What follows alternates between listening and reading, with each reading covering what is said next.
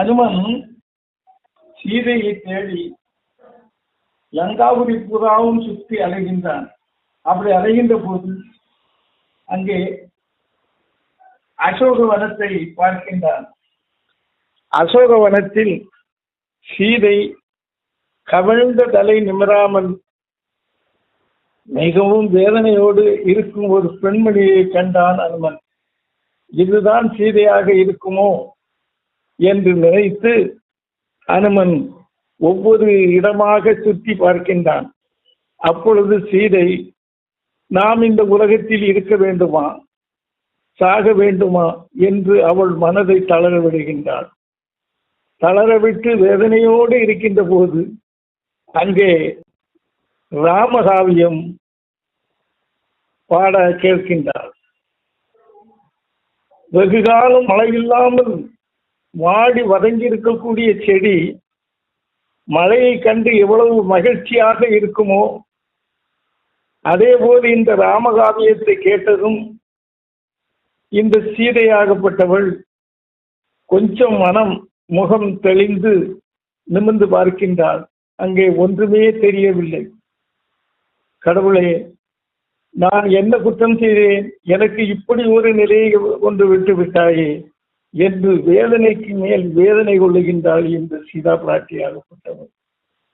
அப்படி இருக்க இந்த அனுமனாகப்பட்டவன் மரக்கிளையிலே இருந்து ஒவ்வொரு இலையாக பறித்து அங்கே கீழே போடுகின்றான்.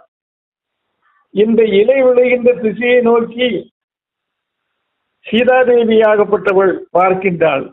பார்க்கின்ற போது அங்கே இந்த அனுமனை பார்க்கின்றாள்.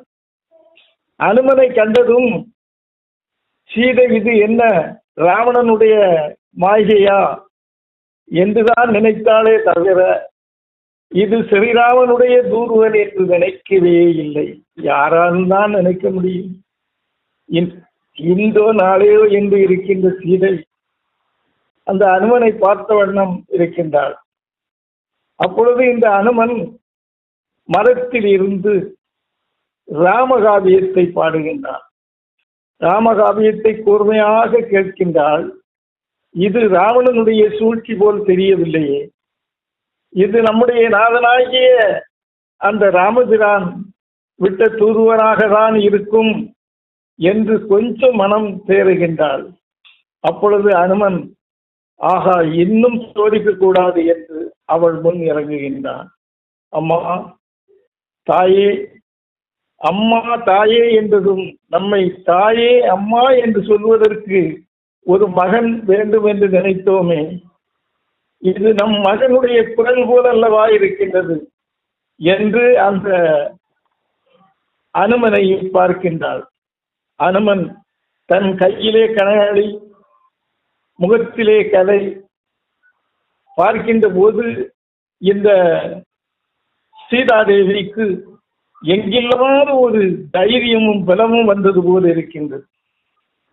அப்பொழுது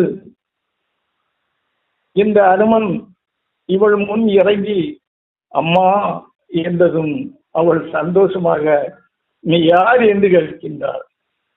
நான் ராமனுடைய தூதுவன் அம்மா, அதற்கு அடையாளமாக உங்களுடைய கணையாளி இதோ இருக்கின்றது பாருங்கள் என்று அங்கே கணையாளியை கொடுக்கின்றார்.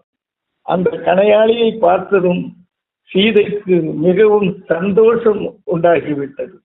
இது நம்முடைய கணவன் நமக்கு அளித்த பரிசல்லவா, அந்த பரிசை நாம் கணவனுக்கு கொடுத்தோமே, அந்த கணையாளி அல்லவா என்று இவள் பார்க்கின்ற போது அனுமன் என்றாள், தாயே என்றாள். அப்பொழுது, அம்மா, நான் உங்களை காப்பாற்றுகின்றேன், நான் இப்பொழுதே உங்களை எடுத்து ராமனிடம் கொண்டு சேர்க்கின்றேன் என்றதும் சீதைக்கு சிரி வருகின்றது. இவ்வளவு சிறிய ஒரு மிருகமாக இருந்து நம்மை எல்லாம் எப்படி காப்பாற்றிக் கொள்ளும் என்று அவள் சந்தேகப்படுகின்ற போது, அம்மா என்னுடைய வீரத்தை பாருங்கள் என்று அவன் அங்கே விஸ்வரூபத்தை காணிக்கின்றான். வானத்திற்கும் பூமிக்கும் ஒரே மனிதனாக நிற்கின்றான் அனுமன். இதை பார்த்ததும் சீதைக்கு எங்கில்லாத சந்தோஷமாக அவள் அவ்வளவு நாள் அந்த அசோக வனத்திலே இருந்து ஒரு நாள் கூட அந்த அளவிற்கு அவளுடைய தேகம் குளிர்ந்ததும் கிடையாது, அவள் கவலை இல்லாமல் இருந்ததும் கிடையாது. அந்த ஒரு நிமிஷமும் அந்த அனுமனை பார்த்து மிகவும் சந்தோஷப்பட்டு மகனே என்று அழைக்கின்றாள்.